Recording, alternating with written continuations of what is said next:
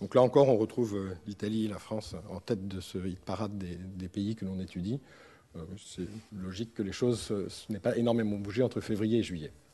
Donc, par rapport à la question mythe ou réalité, clairement, c'est une réalité. C'est une réalité de perception, c'est-à-dire que les gens vivent et vivent mal cette situation, que l'inflation ne soit pas réellement avérée, que la baisse du pouvoir d'achat ne soit pas réellement avérée. Peu importe aujourd'hui, ils le vivent et ça a beaucoup de conséquences. Et pourquoi ils vivent ça? On va essayer de comprendre un petit peu. La première chose, c'est quand on parle d'inflation, bon, il y a beaucoup de questions sur les indices. Est-ce que les indices reflètent bien ce que les gens vivent, etc. Bon, ça, c'est pas évident, c'est un grand débat, je vais y revenir.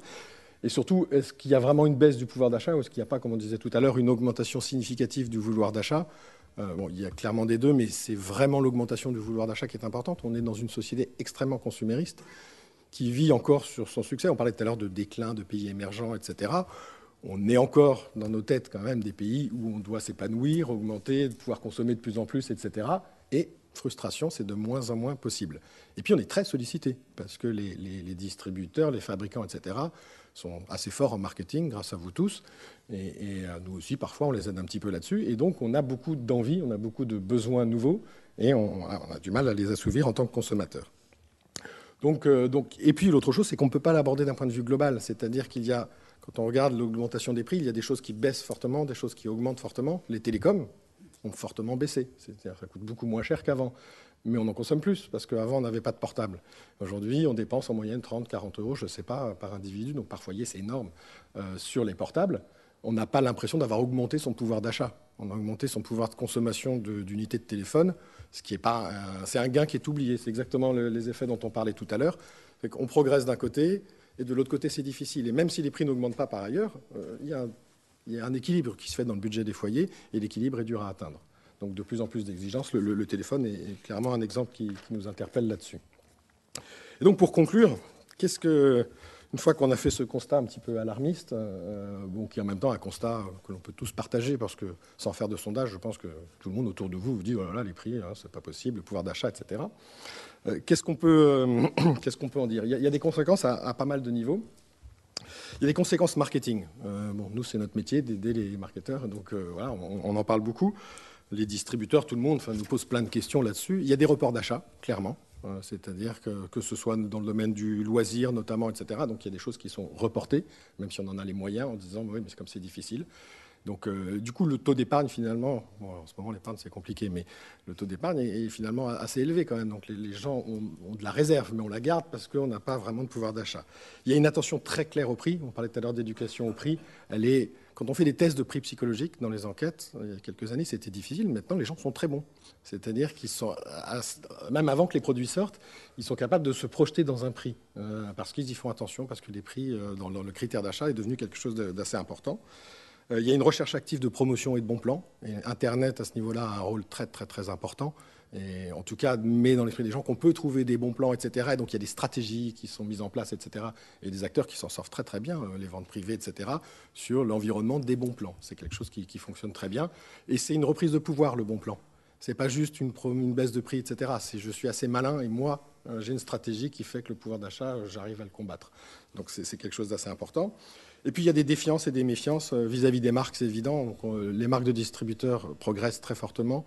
Ils sont en train de créer même des gammes de marques de distributeurs, etc. Parce qu'on se dit que les marques sont responsables de la hausse du pouvoir d'achat. L'euro en est responsable, les marques ont profité de l'euro, etc. Et j'en ai marre de payer pour la publicité des marques, ce genre de choses qu'on entend dans les études. Et puis, il y a une méfiance vis-à-vis des distributeurs. Et donc, les gens font très attention sur... ils mettent des prix, mais ce n'est pas les prix qu'on encaisse, etc.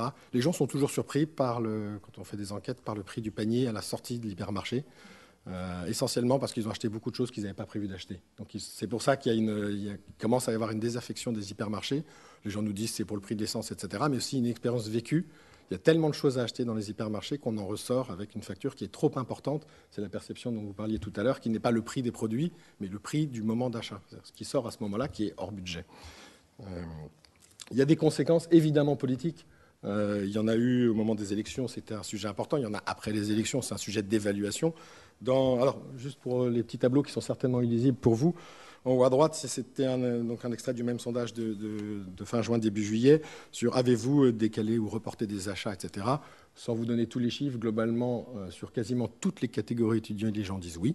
que ce soit vrai ou pas, en tout cas, ils expriment ça. Et c'est beaucoup plus net pour les sorties, les produits multimédia, etc., que pour les produits de base, yaourt, etc., où les gens, en gros, nous disent bah, je ne vais pas non plus ne plus acheter de yaourt pour mes enfants ou pour moi-même d'ailleurs. Donc, mais globalement, ils annoncent donc réellement des reports d'achat.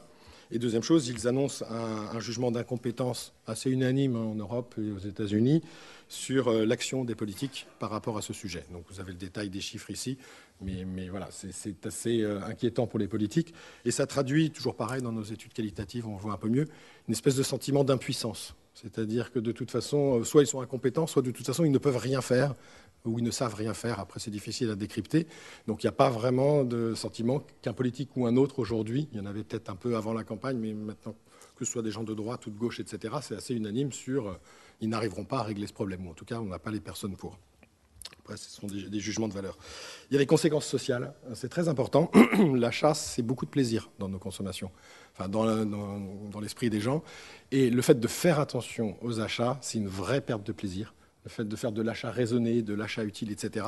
Et c'est très problématique pour l'état de santé, pour le moral d'un pays. C'est un sentiment de dépression, si je dois faire attention à tout, etc. Donc cette perte de plaisir, elle est très grave.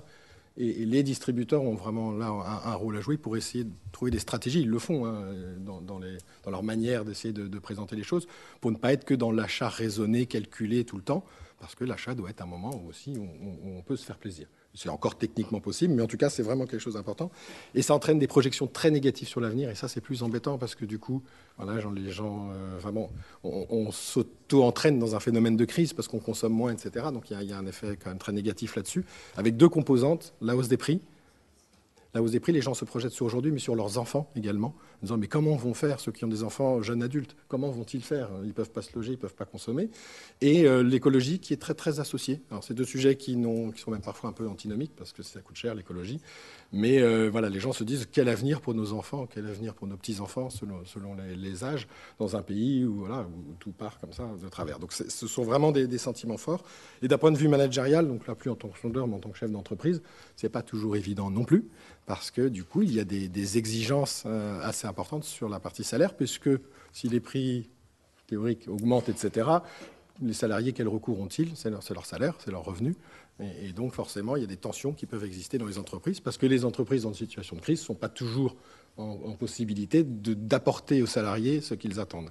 Donc, on a beaucoup, dans les enquêtes internes, etc., par exemple, les gens qui reçoivent des primes ont l'impression d'avoir des pourboires. Des cadres qui reçoivent quelques centaines d'euros par rapport à une période, etc., disent oui, bah, avec ça, je vais pouvoir aller au cinéma. Enfin bon, des choses complètement décorrélées de la réalité, de la valeur des choses, mais parce que voilà, on a l'impression qu'il en faut beaucoup pour aller plus loin, donc c'est difficile pour les entreprises. Et puis du coup, il y avait un phénomène qui était plutôt lié au problème de l'emploi, de recul vis-à-vis des employeurs. Tous ceux qui ont eu un oncle, un père, une mère, une tante, etc., qui s'est retrouvé licencié après 20, 30 ans dans une entreprise, même si c'est très lointain dans leur famille, etc., se projettent dans à quoi bon s'investir tant que ça dans une entreprise si c'est pour finir comme ça. Et ça, plus le fait que c'est difficile sur les salaires, etc., il faut que les managers arrivent à trouver d'autres réponses que les réponses de sécurité d'emploi et de salaire pour créer du dynamisme et motiver leurs équipes. Donc il y a des conséquences aussi sur la partie managériale. Je pense que j'ai dépassé un peu le temps.